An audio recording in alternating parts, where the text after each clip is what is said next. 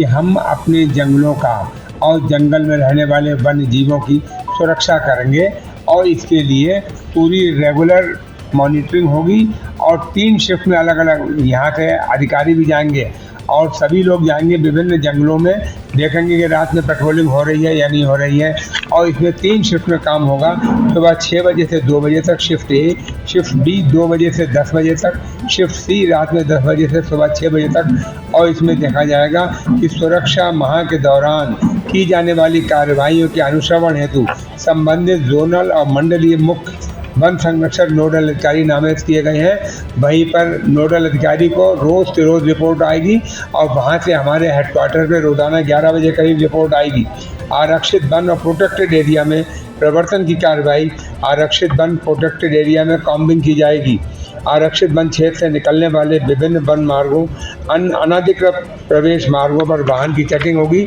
जंगल के अंदर से कोई वाहन निकलेगा तो चेकिंग की जाएगी कि उसमें कौन है, कोई लकड़ी तो नहीं जा रही है, कोई एनिमल का तो कुछ नहीं है। तो इस तरह से हम वहाँ पर पूरी देखभाल करेंगे।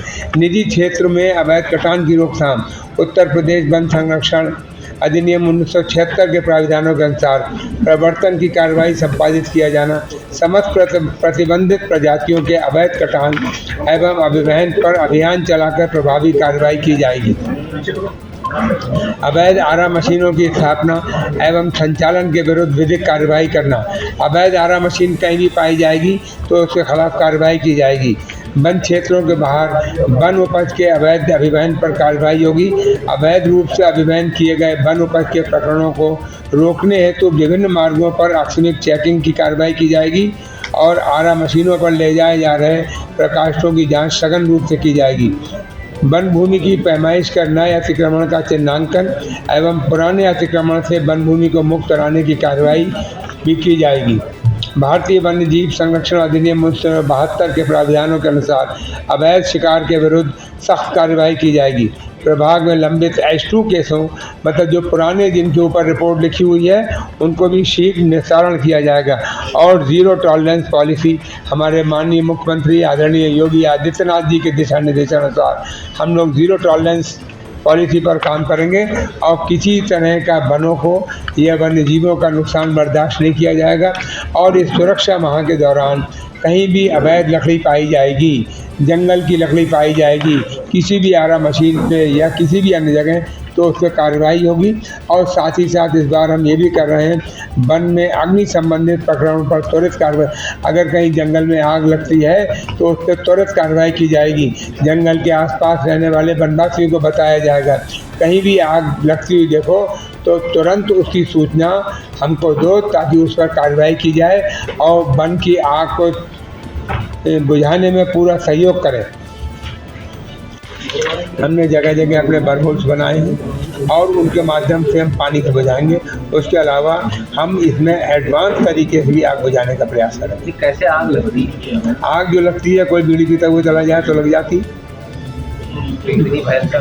मैंने बताया, आग की एक चिंगारी भयंकर से भयंकर कर सकती है और थोड़ी सी चिंगारी बहुत है और नहीं हो तो कुछ नहीं। नहीं सर, जैसे सूचना का कोई आगे की आग लग गई है जी, कितने दिन में इसको आप? हमारे पास तुरंत हम वहाँ के DFO को, रेंजर्स को, पूरे स्टाफ को हाई अलर्ट पे तुरंत मौके पे भेजेंगे। तब तक तो सर फ्रेंड्स की होगी। देखिए ऐसा है, मैंने बताया, इसीलिए हम गर्मियों के महीने में खास तौर से लोगों की पेट्रोलिंग कर रहे हैं ताकि वहाँ पे किसी तरह का ना हो। और फायर कंट्रोल का 115 अग्नि नियंत्रण सेल स्थापित किए जा चुके। 115 नियंत्रण सेल कि कहीं भी हो तो आप लोकल आदमी वहीं से आप खबर मान लीजिए यहाँ पे आती है तो यहाँ से दुधवा जाए, दुधवा नहीं, वहीं पर सेल हैं अलग अलग दुधवा के अंदर 7, 8, 10 जगह जहाँ तुरंत खबर होगी और वो सब हाई अलर्ट पे आ जाए। कितने सर अग्निशमन यंत्र यहाँ पे इसको स्थापित कर दिए गए? मैंने बताया 112 अग्नि नियंत्रण सेल स्थापित किए गए। 115 जी। तो ये क्या दुधवा के या कितने? मैंने बताया जितने जंगल हैं सब में अलग अलग जगह पे, खास तौर से इन 4 जगहों पे ज़्यादा जो हमारे टाइगर रिजर्व, दुधवा, पीलीभीत, अमानगढ़ और रानीपुर। लगातार बाघ का मूवमेंट आबादी में हो रहा है, उसको रोकने के लिए भी हम काफ़ी प्रयास कर रहे हैं। उसको रोकने की 2 अप्रोच है। पहली अप्रोच हम अपने आसपास के रहने वाले वनवासी भाइयों बहनों को बतला रहे हैं कि भाई अगर बाघ निकले तो तुम अपने घर में चले जाओ, बाहर मत चलो, रात बेरात अकेले मत निकलो, बच्चों को शाम को अकेले मत खेलने दो, हाथ में डंडा लेके चलो और तैयारी होके जाओ। अकेले दुकेले रात में ऐसी जगहों पे जहाँ भी बाघ आता है हम हाइडल से कहते हैं कि यहाँ की लाइट काटी ना जाए ताकि वहाँ रात में भी बिजली रहे। और लोगों को, आम जनता से ये कहते हैं वहाँ पे बाघ मित्रों का अपॉइंट किया गया है, और लोगों से कहते हैं तो कि हम बाघ को भी मारो मत और बाघ तुम्हें ना मारे।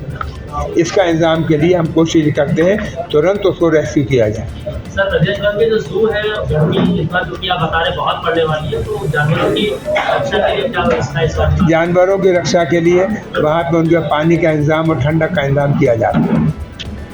Forest survey of India Dehradun द्वारा समय समय पर वन अग्नि से संबंधित SMS अलर्ट प्रभागीय स्तर, ब्लॉक स्तर, जोनल मंडलीय स्तर पर भी दिए जाते हैं और सैटेलाइट से भी पता लगता है कि कहीं भी अगर आग है तो उसकी सूचना को तुरंत सीरियस उसमें लिया जाएगा। वन विभाग द्वारा फायर लाइन का नियमित रखरखाव व निर्धारित क्षेत्रों में कंट्रोल्ड बर्निंग अग्निकाल से पूर्व कर लिया जाएगा। फायर वाचर्स के रूप में स्थानीय ग्रामीणों की तैनाती कर उनसे सहयोग लिया जाएगा। अग्निकाल में वन्य जीवों को वन क्षेत्र के अंदर पीने के लिए जल उपलब्ध कराने हेतु, क्योंकि अब गर्मी बहुत आ रही है और इस साल आपको मालूम है गर्मी ज़्यादा पड़ रही है, तो हम अभी से ख्याल रख रहे हैं कि हमारे वहाँ रहने वाले वन्य जीवों को पानी की कोई दिक्कत ना हो। जहाँ पर ज़रूरत होगी बरहोल्स बनाए जाएंगे और उनके लिए पानी का इंतजाम किया जाएगा। वनों के समीपवर्ती कस्बों व ग्रामों में निकासी चौकियों पर नोटिस चस्पा कर अग्निकाल की सूचना व इस अवधि में बरती जाने वाली सावधानियों का उल्लेख किया जाएगा। वनों के समीप रहने वाले व्यक्तियों जन सामान को जागरूक किया जाएगा। उन्हें बताया जाएगा कि वनों के अंदर वन का कोई अवैध कटान नहीं हो, जो हमारे जानवर हैं वहाँ उन्हें किसी तरह का नुकसान ना हो और जानवरों के द्वारा भी हमारे पास के रहने वालों को किसी तरह का नुकसान ना हो। हम मैन एनिमल कॉन्फ्लिक्ट को भी रोकने का पूरा प्रयास कर रहे हैं और मैंने आपको बताया कि हम लोग ख़ास तौर से जो हमारे दुधवा, पीलीभीत, करतनिया घाट, अमानगढ़, रानीपुर, ये जो टाइगर रिजर्व है इनमें ख़ास तौर से ज़्यादा पेट्रोलिंग करवाएंगे कि किसी तरह का अवैध कटान ना हो, जानवरों को किसी तरह का नुकसान ना हो, कहीं कोई पोचिंग ना हो और जानवरों की पानी का इंतज़ाम हो, उनकी सुरक्षा का इंतज़ाम हो, उनका हैबिटेट डिस्टर्ब ना हो। इसलिए ये पूरा 1 महीने का है और ये पहली बार वन विभाग उत्तर प्रदेश द्वारा किया जा रहा है, जिसमें बाकायदा पेट्रोलिंग होगी और उसकी ड्यूटी लगेगी हर एक की।